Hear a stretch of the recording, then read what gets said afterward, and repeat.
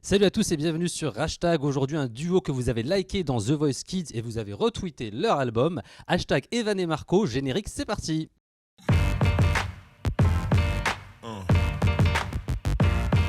Yeah. Yeah. Salut Evan, salut Marco, ça va bien? Ça va bien et toi? Ça va bien, merci, bonsoir, n'est-ce pas? Bonsoir. Ça va bien? J'ai plein de questions à vous poser, je vous laisse du coup gérer les micros entre vous, comme on n'avait pas de Pas de bouillon, souci, on pas a de que un pour tous les deux. Votre premier album est sorti le 1er décembre, on a plein de titres, dont notamment Le Boxeur, Tombé amoureux, on va en parler pendant l'interview. N'essaye pas de regarder mes questions. Il n'y a pas de questions. Alors, je voulais déjà comprendre, on connaissait Evan, on connaissait Marco, mais comment s'est fait le rapprochement entre les deux?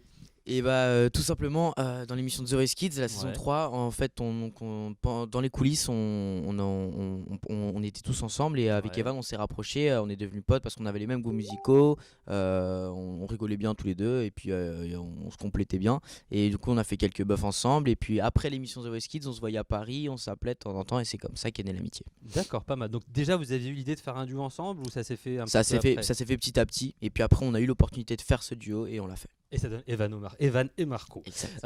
Vous avez sorti un titre qui est La Tribu de Dana, qui est sorti en 98. Alors j'ai calculé, vous aviez moins 5 ans à peu près. Comment vous avez abordé cette chanson? Vous la connaissiez ou pas du coup? Ouais.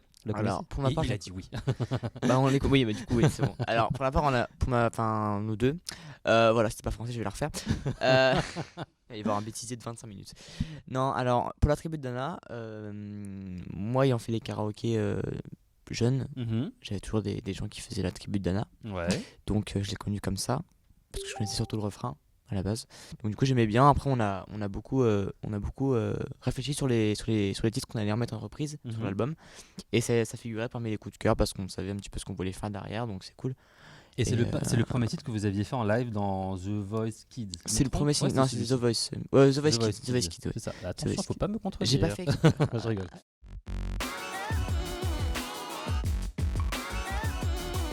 Il y a plein de titres et donc des reprises, on l'a dit tout à l'heure. La Terre est ronde d'Orelsan, Changer de Maître Gims. Comment vous les avez choisis? Parce que j'imagine qu'il y a plein de trucs que vous avez aimés, vous aviez envie de choisir. Ils se mettent d'accord. Qui répond à la question? I go? Yes, you can go on the Okay, question. it's okay. Alors, on s'est beaucoup pris la tête sur ça. Faut savoir qu'on s'est beaucoup pris la tête, ouais. Parce que vous n'étiez pas d'accord du coup? Non, si, mais en fait, il y avait ok. beaucoup de titres. Et ouais. on a écouté beaucoup de titres. Même on a passé des fois des soirées entières à écouter des titres. Jusqu'à ne plus en pouvoir. Jusqu'à ne plus en pouvoir, hein, vraiment, non mais vraiment. Et du coup, on a eu vraiment des gros coups de cœur, justement pour Nouveau Western, Changer également, parce qu'en fait, Changer et See You Again, Marco a eu la gentillesse de me laisser les remettre sur l'album parce que c'était mes chansons d'audition à l'aveugle et de demi-finale. Et j'avais envie de les remettre dans l'album parce que c'était un truc très important pour moi. Pas l'album, quoi. Non, même pas.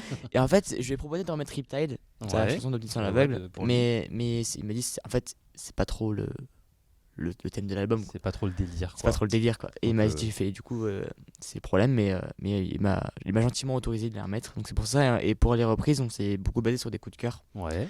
Donc voilà, on écoutait tous les deux, on disait ça, non pas trop, ça, ok, ça. Mais du coup, vous êtes tout le temps d'accord ou pas? Ou vous fightez un petit peu? Mais en fait, enfin, vous n'êtes pas d'accord sans se fighter. Hein, c'est le titre, le boxeur, ça m'a endommagé dans du fight, mais je ne parlais pas de fight. On a un peu, ça qui nous a beaucoup rapproché de The Voice, c'est qu'on a un peu les mêmes visions des choses avec Marco. Donc c'est pour ça qu'on a des embrouilles, mais c'est jamais. Ça va, on s'embrouille quasiment jamais, quoi. C'est des embrouilles d'enfants. Voilà. Petite caresse. Le dernier single, c'est Tombé amoureux, dans lequel vous dites tous ces grands ne nous prennent pas au sérieux. Est-ce que c'est un message que vous avez voulu adresser à vos parents pour qu'ils vous lâchent un peu la grappe? C'était pour qui le message?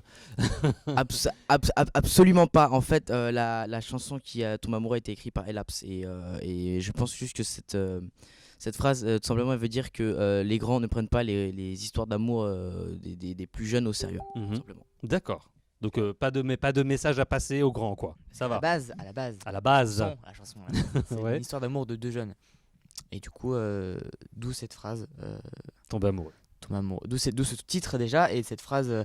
Tous ces grands ne le prennent pas au voilà. sérieux. Voilà. Donc on valide. Donc on valide. Mon titre préféré, c'est Les Pirates. Je sais pas si vous avez prévu de le sortir en single le prochain.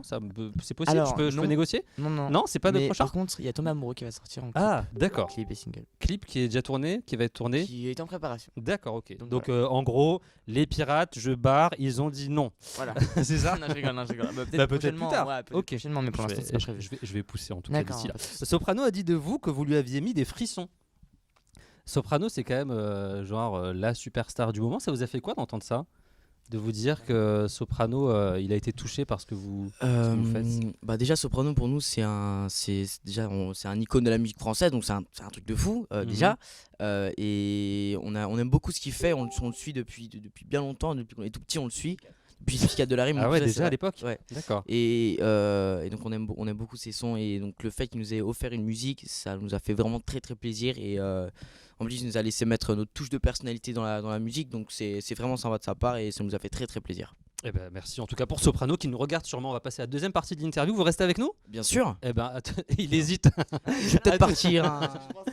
Je pensais à un titre de Soprano d'ailleurs que j'écoutais quand j'étais petit. Là, du coup, on va la refaire parce qu'il n'y a pas de micro. Si tu veux. Alors, Non, oui, donc je pensais à un titre de Soprano que j'écoutais quand j'étais petit, qui s'appelle Ce qu'on laisse à nos mômes. J'aimais beaucoup. D'accord. Voilà, c'est pour ça que j'étais un petit peu perdu. Il voyageait Vous avec voyez, Soprano. c'est parti. J'étais C'est parti, bien, il loin, voyage, j'étais il est loin. dans la musique, c'est un J'étais artiste, loin, que j'étais voulez-vous? loin. En tout cas, on est toujours avec Evan et Marco. Dans un instant, c'est le hashtag quiz, vous restez avec nous. Vous avez dit oui, donc vous êtes là. On vous kidnappe. On est là. À tout de toujours. suite sur hashtag.